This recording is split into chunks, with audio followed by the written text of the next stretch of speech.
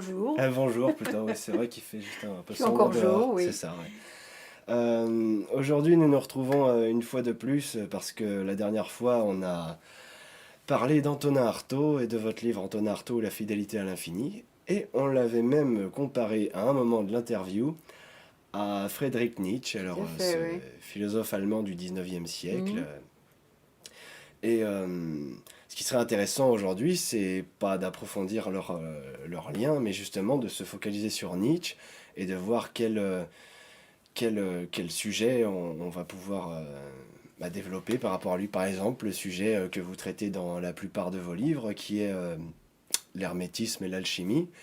Est-ce que, pour commencer, Nietzsche a un lien avec cet esprit d'alchimie ou d'hermétisme? Mais d'abord, racontez-nous comment vous avez connu Nietzsche. Comment Ah, c'est quoi la rencontre?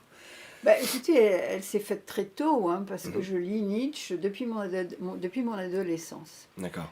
Je suis tombée dans Zarathustra, je devais avoir 14 ou 15 ans. Oui. Et Nietzsche ne m'a jamais quittée depuis. Bon.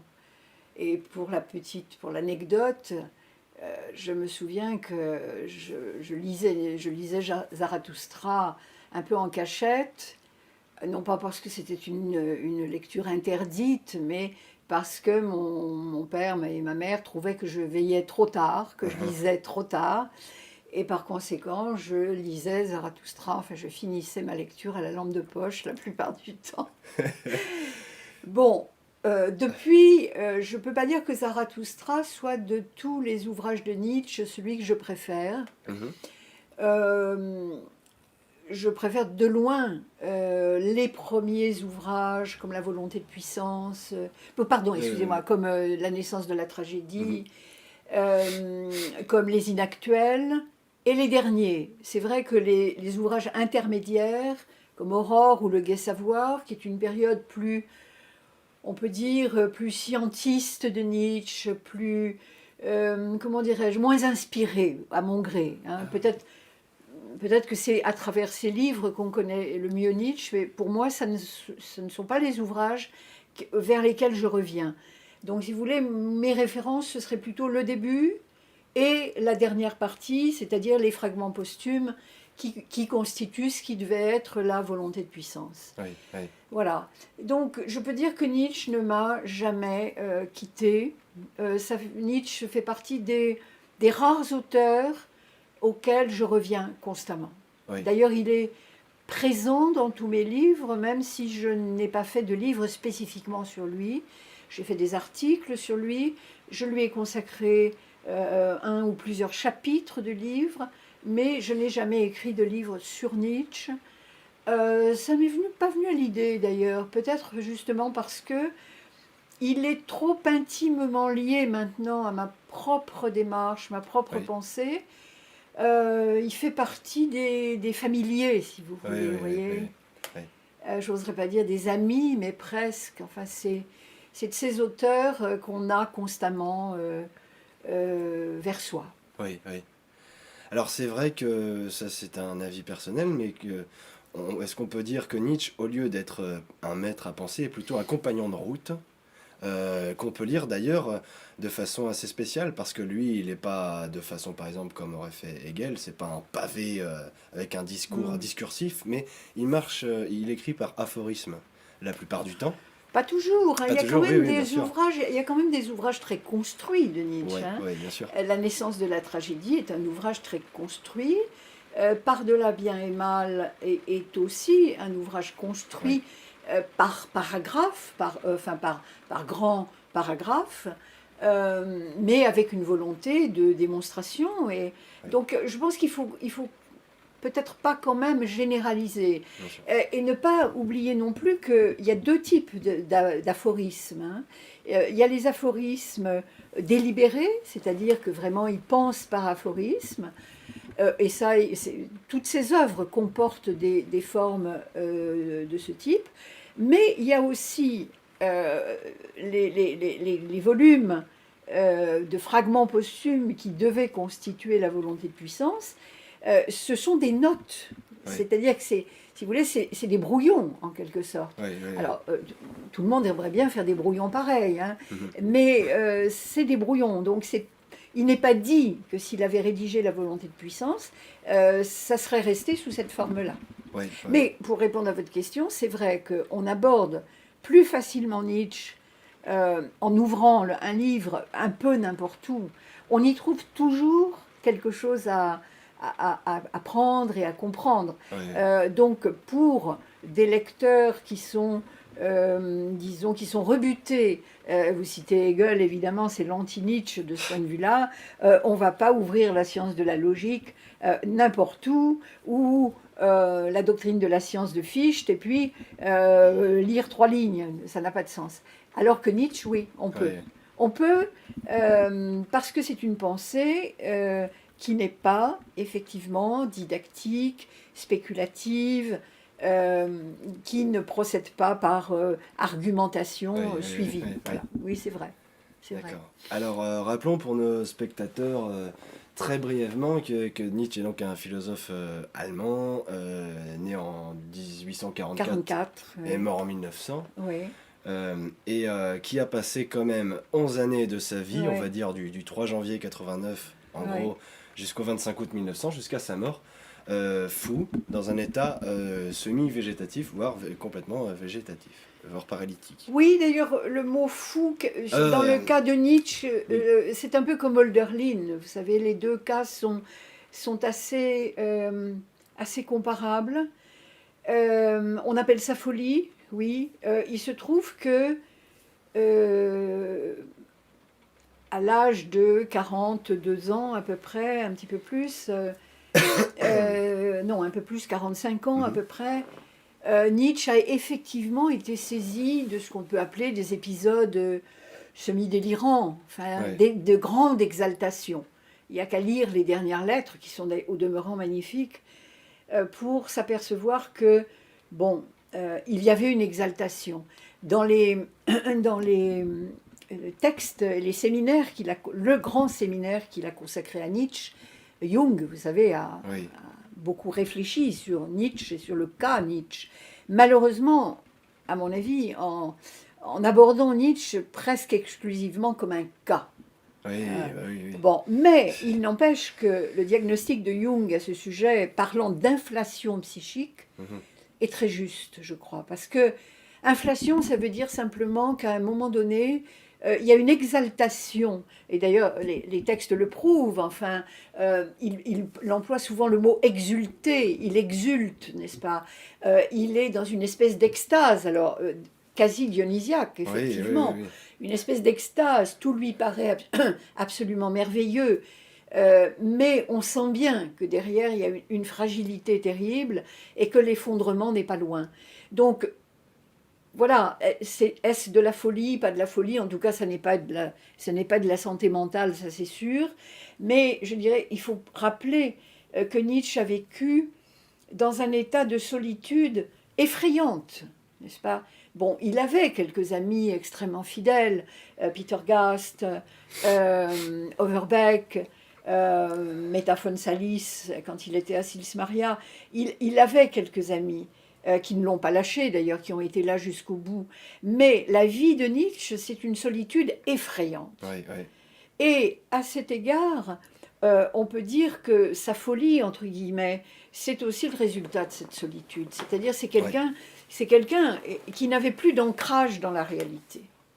Mais si vous voulez, il était déconnecté de la terre, si on peut dire. Hein. Moi, c'est une image très parlante. Il n'y avait plus de prise de terre chez lui. Et de ce point de vue-là, l'analyse de Jung est tout à fait juste. Oui, oui. Ouais. Donc voilà, c'est 45 ans d'une vie d'abord de professeur, il faut la rappeler. Il a été professeur très jeune. À 25 ans, il était professeur à Bâle, où il enseignait la philosophie, la philologie, les Oui, études oui. grecques. Il a très vite quitté ce métier où il s'ennuyait. Et il s'est fait, comment dit-on, enfin, il s'est fait verser une pension Mhm. très jeune pour raison de santé, tout à fait légitime d'ailleurs, et il a commencé cette vie errante. Hein, c'est incroyablement, Mhm. c'est aussi un trait de la vie de Nietzsche, c'est-à-dire qu'il va de ville en ville. Il a tout un circuit, n'est-ce pas, qui le mène en Italie, qui le mène dans l'Engadine, à Sils Maria, où il a passé des années heureuses, l'été d'ailleurs, qui le mène à Venise. À un moment donné, il ne jure que par Venise. Ouais. Qui le mène aussi sur la Côte d'Azur. Il a vécu à Nice. Le fameux chemin qui mène à Aise, maintenant, est baptisé le chemin Nietzsche. Donc, c'est un errant, n'est-ce pas, qui parcourt cette portion d'Europe entre la France, l'Italie, la Suisse, presque exclusivement, et avec ses bagages, qu'on imagine très modestes, de pension en pension, Oui. dans une grande solitude et une relative, je dirais pas pauvreté, mais enfin une vie modeste, une vie plus que modeste. Oui, oui. Donc, si vous voulez, c'est une vie philosophique extrêmement touchante, extrêmement, oui, émouvante, Oui, oui. à laquelle on ne peut pas rester insensible, surtout quand on compare certaines vies philosophiques aujourd'hui qui paraissent quelque peu obscènes à côté de ça, c'est-à-dire dans les paillettes, je dirais, le strass médiatique. Oui. Alors, bon, je ne veux pas dire que tout le monde doit mener la vie de Nietzsche, ça n'aurait pas de sens, parce que c'est aussi un destin très particulier. Mais enfin, je crois que Nietzsche nous ramène à une certaine réalité de la pensée, de l'exigence de la pensée, du dénuement qu'implique aussi l'exercice de la pensée. Oui. Je pense que ça ne fait pas de mal, si vous voulez, même si ça n'est pas un modèle à imiter, de se dire, oui, que ferait Nietzsche là? Qu'est-ce qu'il faisait, lui, dans cette circonstance? Oui, oui. Donc voilà, en très brièvement résumé, si vous voulez, un parcours qui est une aventure qui n'a pas son pareil. Oui, oui, oui, oui.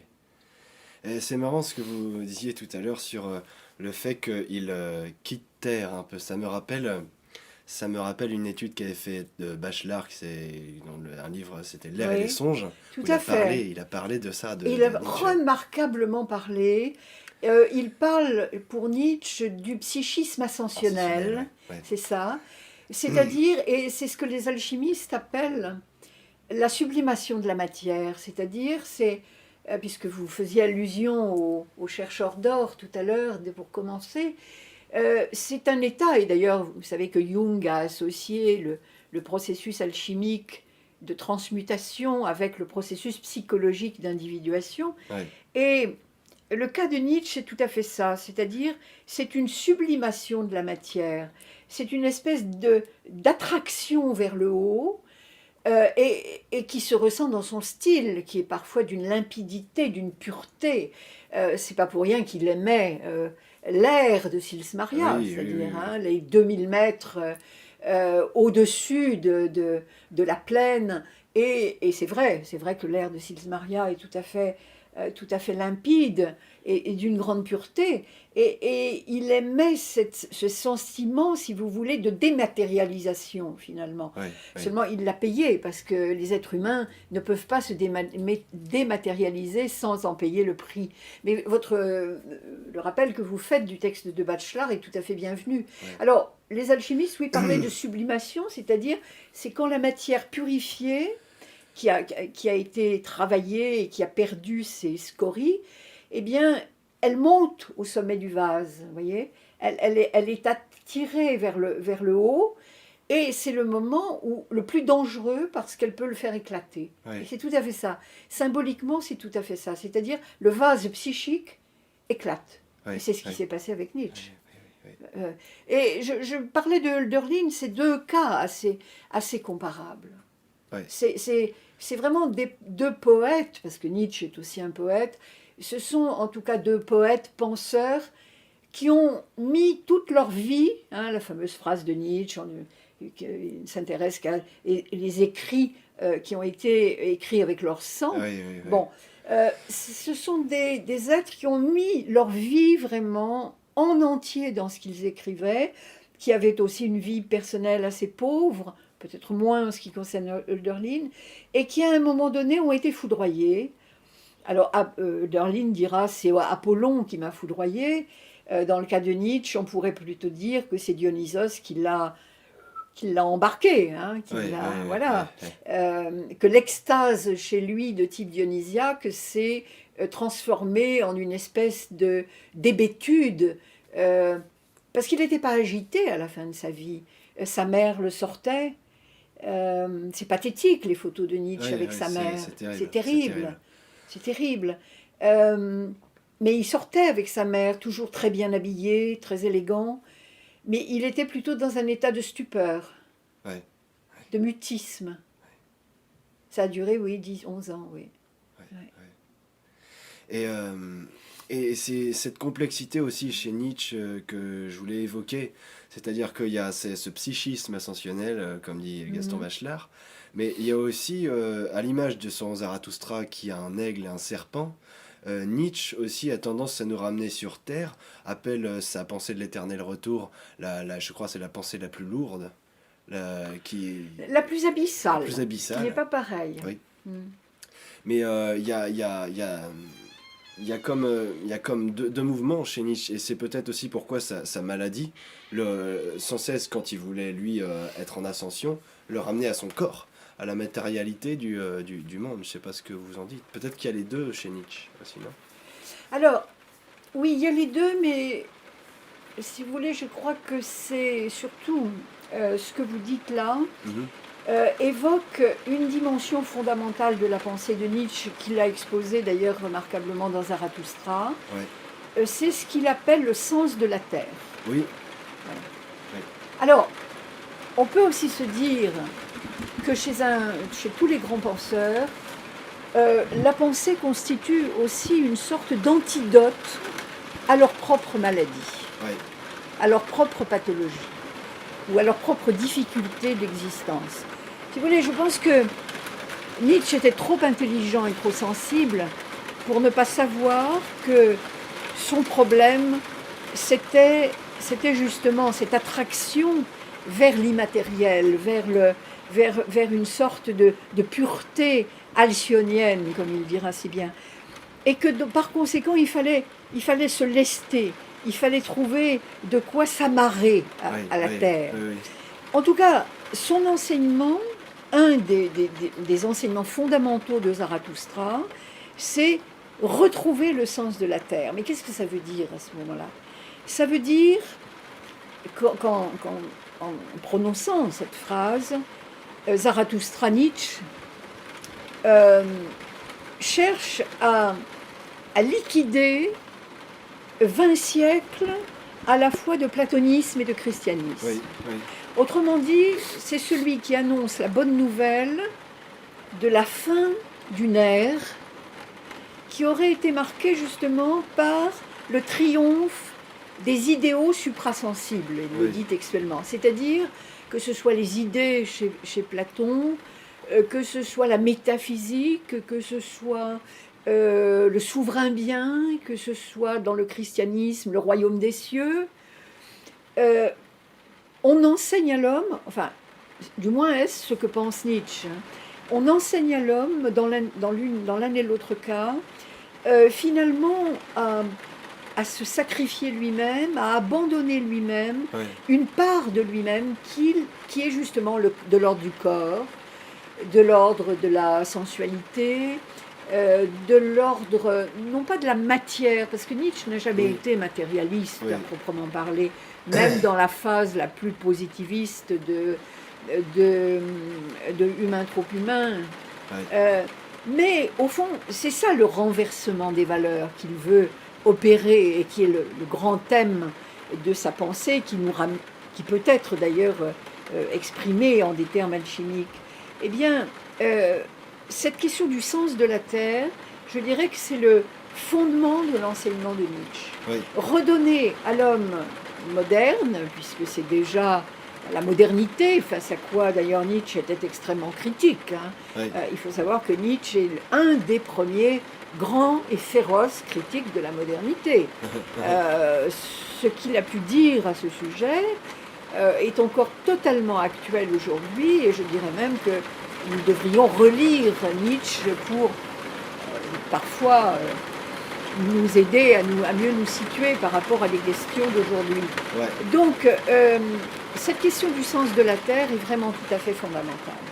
À la fois par rapport à lui-même, c'est-à-dire par rapport à, si vous voulez, ce sentiment qu'il avait de manquer de sens de la Terre. Et je pense à Artaud qui, dans les lettres à Parisot, dit exactement la même chose. Il écrit à Parisot, je manque de terre à tous les degrés. Ouais. Hein, c'est exactement ça. Ouais. C'est la même chose. C'est la même configuration psychique. Et au-delà de son cas personnel, c'est surtout cet enseignement quasiment prophétique, enfin dans le cas de Zarathustra, qui est donné à l'homme moderne en lui disant « laissez tomber ce qui est derrière vous, laissez tomber ces 20 siècles durant lesquels on vous a enseigné à vous oublier vous-même, à oublier votre corps, à oublier vos instincts, etc. Et au profit d'un idéal qui finalement n'a jamais profité qu'à une petite minorité. Oui. Alors, Françoise Bonnardel, on est dans la deuxième partie de notre entretien et j'aurais aimé, comme vous traitez dans la plupart de vos livres le sujet de l'hermétisme et de l'alchimie, qu'on survole un peu quelle est la relation à une sorte d'esprit de l'hermétisme ou de l'alchimie qu'aurait Nietzsche, ou des allusions. Alors, même. C'est une question que j'ai abordée dans Philosophie de l'alchimie, qui est un de mes premiers livres, et où il m'est apparu effectivement qu'il y avait dans la pensée de Nietzsche une préoccupation de ce type. Ouais. C'est-à-dire, en fait, ce qui se rattache à la fameuse transmutation des valeurs. Oui. En fait, le mot allemand Umwertung ne signifie pas transmutation, il signifie inversion des valeurs, retournement des valeurs. Mais on trouve dans la pensée de Nietzsche un certain nombre de références explicites au travail de l'alchimiste. Il dit à un moment donné, dans un fragment posthume, que le métier de faiseur d'or est un des métiers les plus nobles qui soient. Alors, ce qu'on peut dire de manière succincte et simple, c'est que, si vous voulez, Nietzsche s'est positionné en médecin de la civilisation. C'est-à-dire, et ça c'est peut-être le premier point commun avec les alchimistes, c'est cette idée que le monde est malade, qu'il y a une maladie, et cette maladie, pour Nietzsche, c'est le nihilisme. Oui. C'est la dévalorisation de toute chose. Donc ça, c'est vraiment un des grands thèmes nietzschéens, n'est-ce pas, la crise du nihilisme européen, sur lequel il a écrit des pages absolument, on peut dire, historiques dans l'histoire de la pensée. Bon, donc cette maladie, c'est une dégénérescence, si vous voulez, c'est une sorte d'affaiblissement, Oui. dont on voit aujourd'hui des signes absolument évidents. Bon, or, face à cet affaiblissement, il se pose en médecin, en guérisseur, en quelque sorte. Et guérisseur à la manière des alchimistes, c'est-à-dire, on ne va pas administrer un remède qui va supprimer le mal, comme le fait l'allopathie, si vous voulez. On va accompagner cette maladie, on va aller jusqu'au bout de cette sorte d'affaiblissement, jusqu'à un moment donné où les choses se retournent. Et c'est pour ça que Nietzsche a tenu des propos sur la maladie qui sont tout à fait étonnants et intéressants. Il disait, au fond, il faut être en assez bonne santé pour la maladie. C'est-à-dire qu'au fond, il faudrait utiliser la maladie comme un instrument, une occasion de retrouver ce qu'il appelait la grande santé. Et à cet égard, je dirais que sa thérapeutique, sa manière de procéder s'apparente à celle des alchimistes. Non, pas parce qu'il voulait trouver le grand œuvre, la pierre philosophale, c'est pas ça qui l'intéresse. en admettant que la grande santé ait quelque chose à voir avec ça, avec associé à l'heure de midi, à la grande clarté, peut-être. Mais ce qui me paraît être le plus probant dans cette comparaison, c'est la méthode, la manière dont on aborde la maladie, à savoir le nihilisme, et dont on va non pas lutter contre elle parce qu'on ne peut pas, c'est pas à coup de vitamines ou de morale, ou etc., mais on va la prendre à rebours, si on peut dire, hein, et opérer un retournement des signes, ce qu'il appelle le retournement des valeurs, et qu'on traduit parfois par transmutation des valeurs. Mais il n'empêche que le but, c'est bel et bien, effectivement, de faire naître un nouvel individu, l'homme de demain, l'homme goethéen dont parlait Nietzsche, le philosophe artiste, etc., qui peut être comparé à l'anthropos dont Ouais. parlent les alchimistes, par Ouais, exemple, ouais. ou le fils des philosophes, etc. D'accord, donc voilà pour Nietzsche Oh, et très résumé, hein, bien sûr. vous avez qu'à lire dans Philosophie de l'alchimie, hein, si vous voulez savoir plus des choses à C'est ce plus sujet. subtil que ça dans le Plus détail, subtil. mais bon, on est obligé de faire simple et rapide. D'accord. Et venons-en au vif du sujet.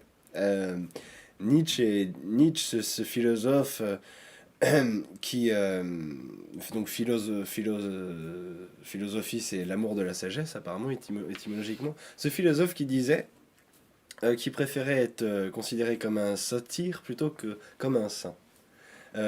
Nietzsche et Dionysos. Alors ça, c'est un vaste sujet, parce que de ses premières œuvres, c'est-à-dire, on va dire, depuis la naissance de la tragédie jusqu'à Mm. Ecce Homo, là, où justement, il dit qu'il préfère être pris pour un satyre plutôt qu'un saint, Mm. eh ben, il fait référence à Dionysos, et même après, parce que vous aviez un petit livre, là, de ses dernières lettres, où il s'identifie À Dionysos, à Dionysos. tout à fait. Alors, qu'est-ce que vous pouvez nous en dire là-dessus? Nietzsche s'assume véritablement comme disciple de Dionysos. Mm. Pas simplement celui qui aurait écouté les leçons de Dionysos, mais celui qui, à la manière antique, aurait été saisi par le dieu. Ouais.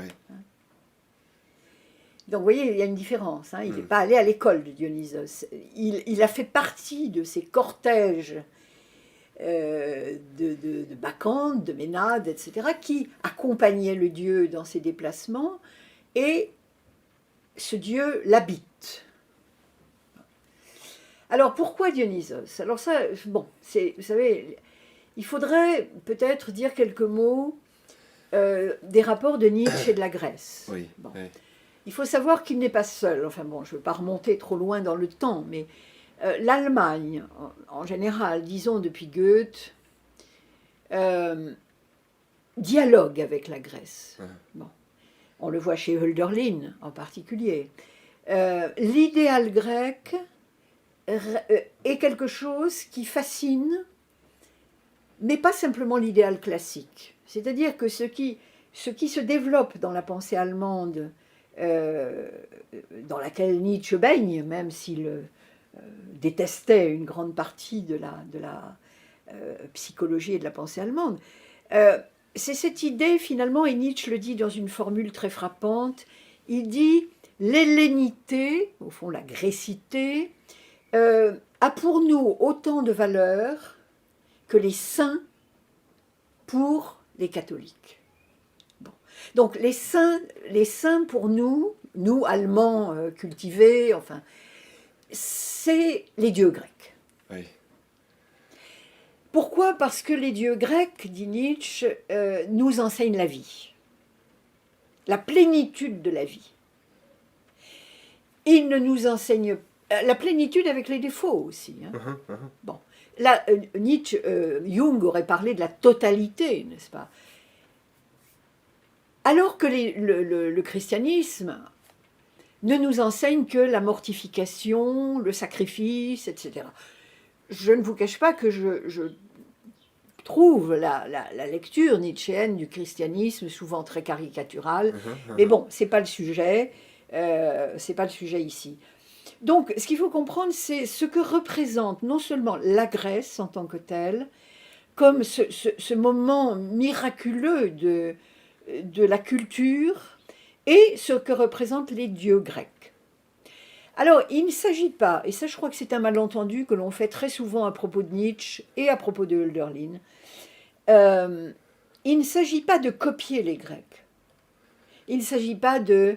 enfin, il y a eu une copie, il y a eu un art du néoclassique qui s'est développé en Allemagne comme en Europe. Non, c'est pas ça. C'est d'essayer finalement de retrouver quel a été le secret des Grecs. Ouais.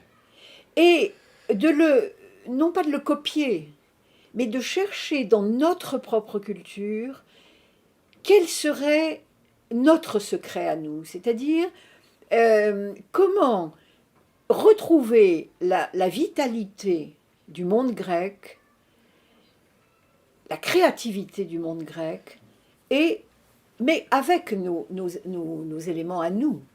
Hein. Ce n'est pas une mimésis, ce n'est pas une imitation qu'il faut faire.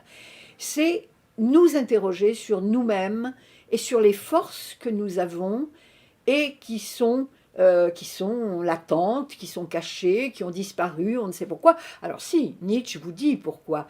Ces forces ont disparu sous la contrainte de la pensée théorique, du christianisme. Donc il identifie les causes de cette disparition.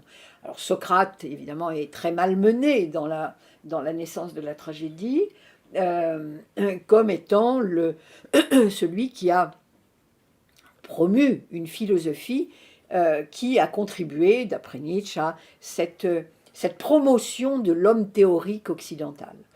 Bon, là aussi, une lecture de Socrate discutable, mais en tout cas, ce qui explique la prédilection de Nietzsche pour les présocratiques contre Socrate et Platon. Voilà. Alors, si vous voulez, je pensais nécessaire de réexpliquer ça parce que Dionysos vient dans ce courant-là. Oui, oui. Dionysos est celui qui, pour Nietzsche, incarne la quintessence de l'hellénité, de la grécité, du génie grec, du génie de la vie. Et il y a un très beau texte dans Par-delà bien et mal, à la fin de Par-delà bien et mal, qui s'intitule Le génie du cœur, qui est un texte absolument admirable au niveau écriture poétique et littéraire, dans lequel Nietzsche se revendique justement comme disciple de Dionysos, au sens où je viens de le dire, et où il parle de Dionysos philosophe. Oui. Il donne lui-même le titre de philosophe à Dionysos. Alors, bon, évidemment, qui est le Dionysos de Nietzsche par rapport au Dionysos mythologique? Ça, c'est une vaste question. Bon. Oui. La développer nous demanderait une heure entière. Bon, disons que c'est pas l'histoire de la mythologie qui intéresse Nietzsche. Il la connaît. Il est philologue. Il lit le grec, donc il connaît tout ça. Vous savez que dans la mythologie, il y a au moins deux Dionysos. Oui. Il y a un Dionysos, fils de Sémélé, de Zeus et de Sémélé, celui qui a été cousu dans la cuisse de Jupiter, puisque sa mère a été foudroyée pour avoir voulu regarder Jupiter, Zeus, son époux, mais dans sa majesté divine, elle, simple mortelle, donc elle a été foudroyée. L'enfant est recueilli, il vient au monde, etc. C'est un premier Dionysos, je dirais le plus simple, le plus rayonnant, enfin le dieu du vin, de l'ivresse, de la transe, etc. Et puis il y a un autre Dionysos, et ça on le sait peut-être moins, c'est Dionysos Zagreus, c'est-à-dire c'est le Dionysos des mystères orphiques. Et ce Dionysos-là serait, en simplifiant, le fils de Zeus aussi et de Perséphone. Perséphone, la fille de Déméter. Donc ça nous entraîne dans l'Hadès. Ça nous entraîne dans l'ombre. C'est le Dionysos de l'ombre. Et ce Dionysos-là jouait, enfant, avec toutes sortes de jeux d'enfants dans l'Hadès. Quand les titans le démembre, le coupe en morceaux. C'est Héra, jalouse comme d'habitude, qui leur a demandé ça. Mais c'est intéressant comme mythe, parce que c'est le thème du démembrement. Donc il est démembré, il est coupé en morceaux, il est bouilli, etc. Et à ce moment-là, eh bien, il y a une réaction, si vous voulez. Les morceaux sont recueillis, et la légende dit qu'ils sont rapportés à Delphes, où ils sont enterrés sous le trépied de Delphes.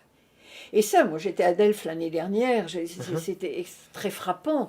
Effectivement, Delphes, on dit toujours Apollon, mais non, c'est Dionysos aussi. Bien sûr. C'est Apollon et Dionysos. Ouais. Donc les morceaux de Dionysos seraient à Delphes, tandis que le cœur aurait été sauvé et aurait été réinjecté à Sémélé, qui l'aurait à nouveau porté, etc.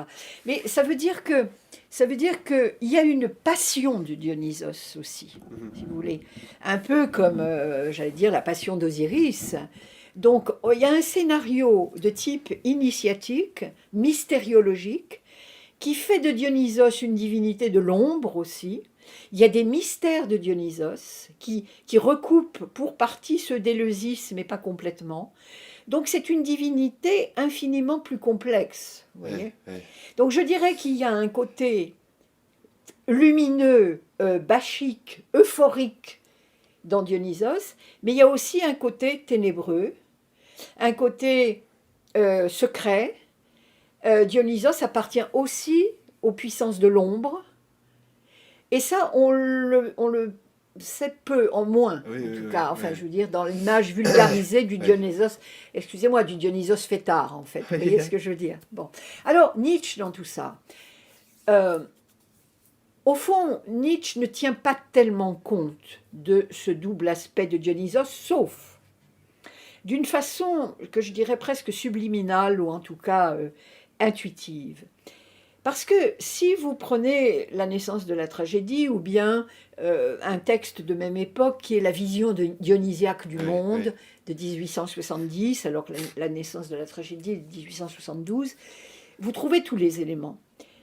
Alors c'est très, très étrange cette lecture nietzschéenne, parce que il vous parle incontestablement de Dionysos comme le dieu de l'extase. Oui. Hein, de la jubilation, de la surabondance de vie. Bon.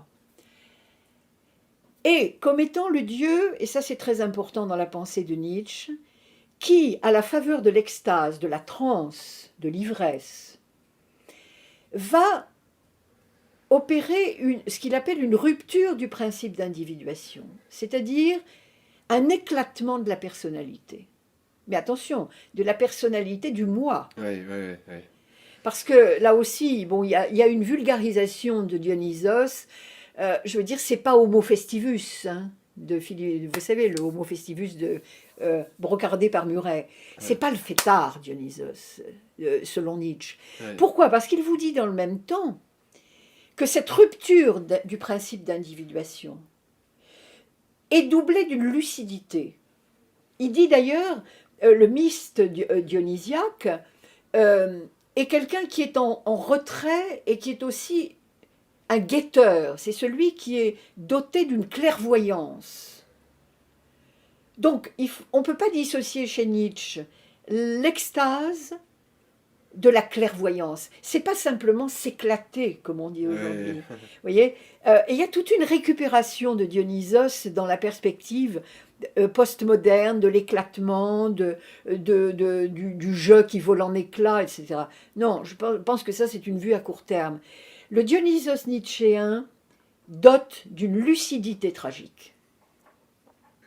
Il ne faut pas oublier, et ça c'est un paradoxe dans la lecture nietzschéenne, qu'à l'époque où il écrit La naissance de la tragédie, même si après il reniera ça, mais enfin il l'a écrit, à l'époque où il écrit La naissance de la tragédie, il est admiratif de Wagner, mais plus qu'admiratif. C'est un fan, je dirais, de Wagner, et lecteur de Schopenhauer. Alors, vous direz, ça fait un curieux cocktail, parce qu'a priori, Ni Wagner ni Schopenhauer ne sont particulièrement dionysiaques. Ah non. Et c'est ça qui donne à la lecture nietzschéenne sa spécificité, c'est que son Dionysos, qui est grec, qui est vraiment l'expression de l'hellénité dans toute sa splendeur, en même temps est schopenhauerien. C'est-à-dire, qu'est-ce qu'il voit à la faveur de cette ivresse? Il voit la douleur universelle. C'est comme s'il avait déchiré un voile.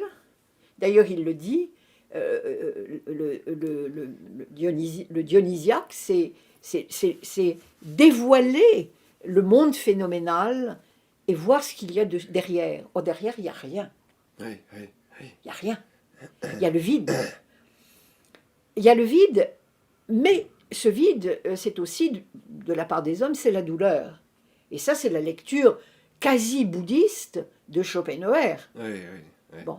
Donc ça, c'est très paradoxal, parce que, en fait, là où nous serions portés à voir une apothéose de la vie, nous voyons aussi apparaître la douleur, c'est-à-dire la face sombre de la vie. Et c'est là où j'en reviens aux deux Dionysos. Je pense qu'en fait, même si Nietzsche n'a pas voulu faire acte d'érudition, mais restituer justement l'essence même de la tragédie à travers la divinité de Dionysos, dans son approche qui est à la fois grecque et schopenhauerienne, il restitue les deux aspects de Dionysos, c'est-à-dire le Dionysos éclatant de vie et le Dionysos de l'ombre, Oui, oui, oui. celui qui va dans l'Hadès au royaume des morts, n'est-ce pas, et qui voit ce terrible spectacle de la souffrance. Mais alors, justement, et c'est là où le trait de génie de Nietzsche, quand il dit justement que le traitement de la souffrance par Dionysos, c'est exactement l'antidote à la manière chrétienne. C'est-à-dire qu'au fond, si vous voulez, il n'y a pas... c'est tout ce qui distingue, et Nietzsche l'a remarquablement formulé dans les fragments posthumes, ce qui distingue la souffrance chrétienne de la souffrance tragique. Oui. Selon Nietzsche, la souffrance chrétienne, c'est un dolorisme, mais c'est aussi une rédemption par la souffrance. C'est pour ça qu'il a tellement détesté après le Parsifal de Richard Wagner, oui. Parce que ça lui a paru une rechute. Cela dit, on ne comprend pas bien ce que Nietzsche avait vu de dionysiaque chez Wagner avant. Bon, mais ça reste, je veux dire, ça reste une des énigmes de sa relation avec Wagner. Oui. En tout cas, si vous voulez, tout ça débouche sur une distinction absolument fondamentale chez Nietzsche entre la souffrance chrétienne et la souffrance tragique. Parce que la souffrance tragique, c'est celle, si vous voulez, qui est surmontée, mais pas par une volonté ou par un acte de contrition. C'est celle qui, si vous voulez, c'est un dépassement des opposés, c'est une transfiguration. C'est-à-dire que le myste dionysiaque, l'initié des mystères dionysiaques, voit à la fois la souffrance et la jubilation de l'existence, et finalement, comment dirais-je, il est par-delà bien et mal, oui, c'est-à-dire oui. Il se situe par-delà bien et mal, dans une sorte de transfiguration et d'acceptation. C'est ça le grand oui à la vie de Nietzsche. C'est que quand on dit oui à la vie, on ne dit pas oui au beau côté de la vie, on dit oui à la totalité de la vie. Et on comprend que Jung ait été intéressé par cet aspect de la pensée de Nietzsche. C'est la totalité du soi chez Jung. Oui, oui, oui. On prend la vie dans sa totalité. Et le regard dionysiaque, c'est ça. Donc, si vous voulez, je trouve que on a un peu trop tendance à réduire le dionysiaque à l'aspect festif, extatique, à l'ivresse, à la jubilation, à l'orgie, à l'orgasme, enfin à tout ce que vous voulez. Oui, c'est ça. Mais chez Nietzsche, c'est à l'occasion de cette sortie de soi, ce qu'il appelle effectivement le dessaisissement mystique de soi. Oui, oui, oui. Dans la naissance de la tragédie. Dessaisissement mystique de soi, c'est tout à fait ça. C'est-à-dire que on abandonne les limites du moi, mais ce que l'on découvre, et ça a été souvent un peu esquivé chez Nietzsche, il y a un autre sujet, il y a un autre, un soi en quelque sorte. D'ailleurs, Nietzsche emploie l'expression de soi. Il y a un autre sujet qui plus grand, plus vaste, qui se manifeste à travers ça, et ça, c'est le dionysiaque. C'est la totalité de la vie, à la fois la face lumineuse et la face sombre. D'accord. Et ça, c'est la grande leçon comment dirais-je, apportée par Nietzsche à travers Dionysos. D'accord. Alors, Françoise Bonnardel, pour cette troisième et dernière partie, en guise de longue Mhm. conclusion, puisqu'il nous reste un peu de temps, euh, et on peut dire que Nietzsche avait fixé un peu ses espoirs de jeunesse, entre guillemets, sur Wagner, Mhm. et que son livre, même qui lui a dédicacé, hein, qui lui a presque dédié la naissance de la Mhm. tragédie, Il lui a dédié, oui. ouais, et entrevoyait, plutôt espérait que Wagner irait régénérer la culture allemande et même la civilisation, Mhm. pourquoi Mhm. pas, à travers la musique, hein, et l'expérience avec l'opéra et tout ça. Donc on voit que Nietzsche a quand même transposé un esprit dionysiaque qu'il aurait capté dans la Grèce Mhm. archaïque ou la Grèce antique et il l'a transposé à notre époque. Est-ce que pour notre époque de maintenant, le 21e siècle, est-ce qu'il y aurait une façon de transposer le dionysiaque? Est-ce que Dionysos ferait pas du bien à notre époque? Est-ce que, est-ce que, enfin,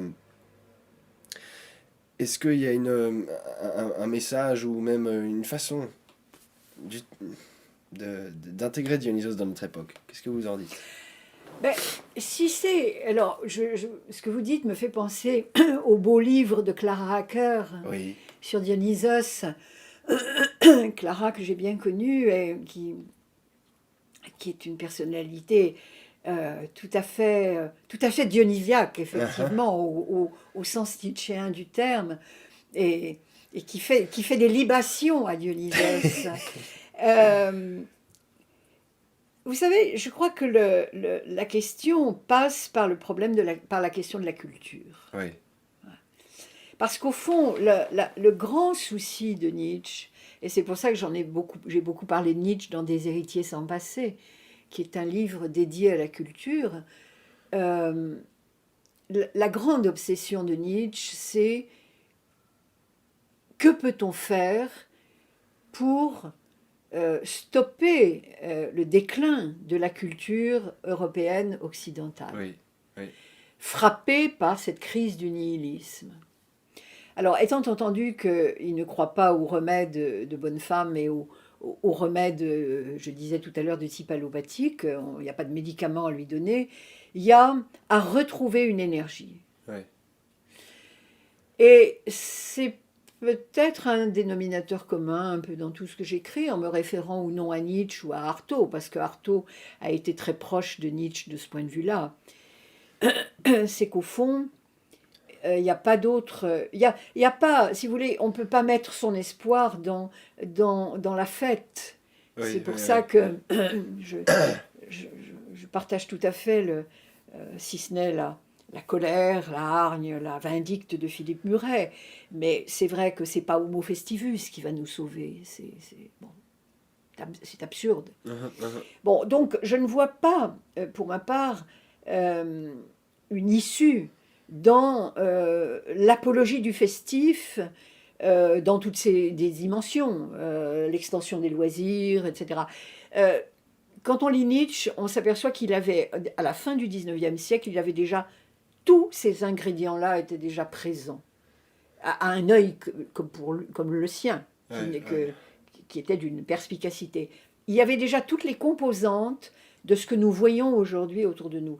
Donc Nietzsche n'a absolument pas misé sur ces éléments-là.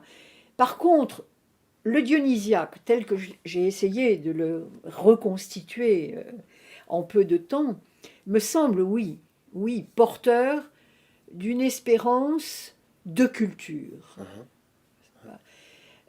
De culture, mais à condition justement que l'on, comment dirais-je, que l'on prenne au sérieux le fait que derrière l'éclatement apparent du sujet nietzschéen, dont on a beaucoup parlé, c'était très à la mode dans les années 70, avec Deleuze en particulier, enfin toute cette école, si vous voulez, toute cette pensée qui s'est développée à ce moment-là, on n'insistait que sur l'éclatement du sujet. Oui. Or, moi je pense que, en fait, ce que Nietzsche cherchait, à travers le dionysiaque en particulier, c'était une nouvelle mesure. D'ailleurs, il le dit très bien, il dit, ce n'est plus la mesure logique que nous cherchons, c'est la mesure esthétique. Oui. Mais au sens où l'aïstésis, si vous voulez, c'est une nouvelle sensibilité à la vie, ça n'est pas simplement l'art, Oui. ou si ce n'est au sens de devenir soi-même une œuvre d'art, vous voyez. Alors, je crois qu'on sous-estime chez Nietzsche la recherche de cette mesure, de cette nouvelle mesure comparable à ce que les Grecs ont trouvé dans la tragédie, c'est-à-dire l'union de l'apollinien et du dionysiaque. Si les Grecs en ont été capables, pourquoi nous ne sommes-nous plus capables de trouver cette mesure entre, disons, ces mêmes éléments, mais évidemment avec les paramètres qui sont les nôtres. Et c'est pour ça que je suis très, comment dirais-je, très intéressée par cet aspect-là de la pensée de Nietzsche, c'est-à-dire la reconstruction d'un sujet qui n'est pas le sujet égocentré, mais qui est quand même un sujet. C'est la grande question que posent les grands philosophes comme Nietzsche ou Heidegger.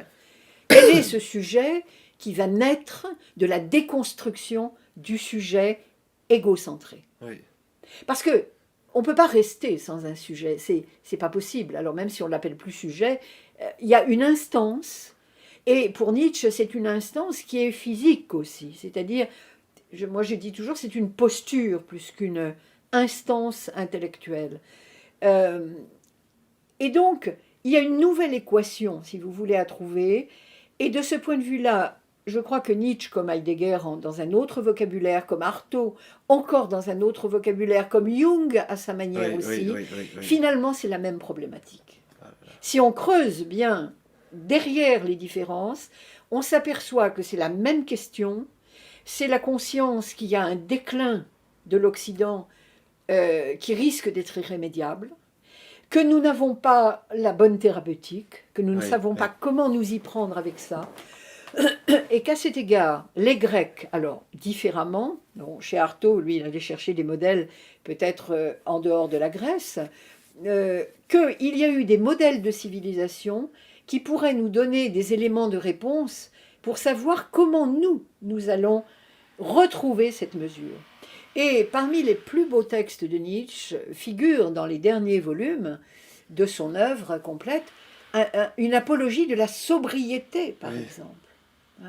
Et dans ses dernières lettres, quand il est dans des lettres où effectivement on sent bien que son état psychique est en train de se dégrader, il écrit Ariane et moi, puisque on a oublié de dire que Ariane, la fameuse Ariane délaissée par Thésée, la fille de Minos et de Pasiphaë, a été l'épouse de Dionysos. Dionysos a eu une épouse. Et vous voyez que l'identification de Nietzsche à Dionysos va très loin, puisque à la fin de sa vie, comme vous le savez, il signe tantôt Dionysos, tantôt le crucifié. Parce qu'à ce moment-là, le crucifié, c'est celui qui a vécu le démembrement dionysiaque. En fait. Le crucifié, il ne signe pas il ne signe pas Jésus. Hein, et comme Artaud à la fin de sa vie, qui s'identifie lui aussi au crucifié. Parce que le crucifié, c'est universel. C'est celui qui a vécu la passion tragique comme Dionysos. Le démembré, si vous voulez. Et à ce moment-là, Nietzsche peut s'identifier aussi bien au crucifié qu'à Dionysos. C'est pas gênant, vous voyez. C'est pas le Jésus de l'enseignement catholique.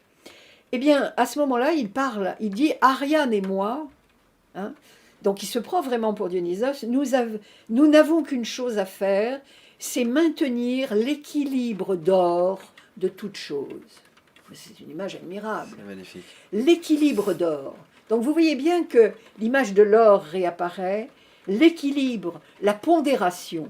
Donc, contrairement à certaines interprétations, moi je pense que Nietzsche est passé par la transe dionysiaque en vue d'un nouvel équilibre, pour que ce démembrement débouche sur un nouvel équilibre, et pas sur cette espèce d'apologie du n'importe quoi, du vide du sujet, etc., dans lequel on s'est vautré pendant des décennies. Et ça, c'est un message d'espoir. Oui. Oui, oui. Oui. Vu comme ça, je pense qu'il y a dans la pensée de Nietzsche un extraordinaire potentiel de vie.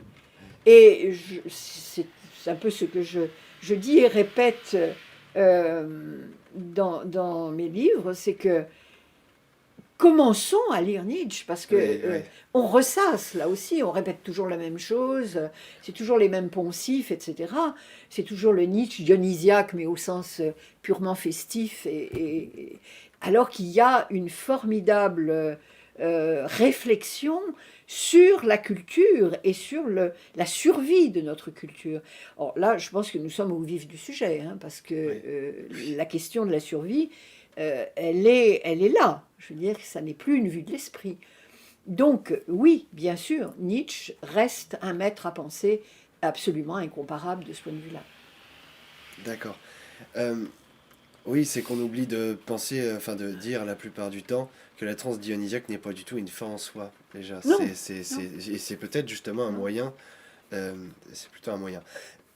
J'aimerais, pour conclure la conclusion, revenir sur ce trio magnifique que vous avez évoqué, qui est Nietzsche, Artaud et Jung. Une sorte de thérapeutique que vous avez évoqué aussi, qui pourrait ressortir de leur approche commune de la transformation de la culture. Si on s'aventure un peu, concrètement, qu'est-ce que ça pourrait donner, ça, cette espèce de thérapeutique qui serait commune à eux trois? Est-ce que c'est clair? C'est tout à fait clair. D'accord. C'est tout à fait clair pour moi. C'est-à-dire que ce qui est en filigrane chez tous les trois, et j'oserais ajouter Heidegger. Oui. D'ailleurs, dans mes rêves les plus fous, il y aurait d'écrire une pièce de théâtre, une rencontre imaginaire entre ces personnes-là, qui sont à l'opposé. Attention, tous les séparent en apparence. Oui. Des tempéraments, des modes de vie, une psychologie différente. Et pourtant, derrière, il y a une question commune. Oui, oui. Et cette question commune peut passer par la notion de transmutation. Oui. Vous voyez, c'est chacun à sa manière a été concerné par la vieille problématique de la transmutation, des valeurs, enfin bref, chacun l'exprime différemment, et par le sentiment que c'était la thérapeutique qui était adaptée à la crise de la culture dans laquelle nous sommes maintenant englués depuis des décennies. D'accord. Eh bien, merci Françoise Bonnardel pour cet entretien qui m'a passionné. Et je suis sorti de l'espace-temps, comme je vous ai dit. Mais c'est le but du dionysiaque. Ah oui. Absolument. Bon, bah, c'est réussi alors. Oui, c'est le but. Merci beaucoup. Je vous en prie. Merci de cet entretien.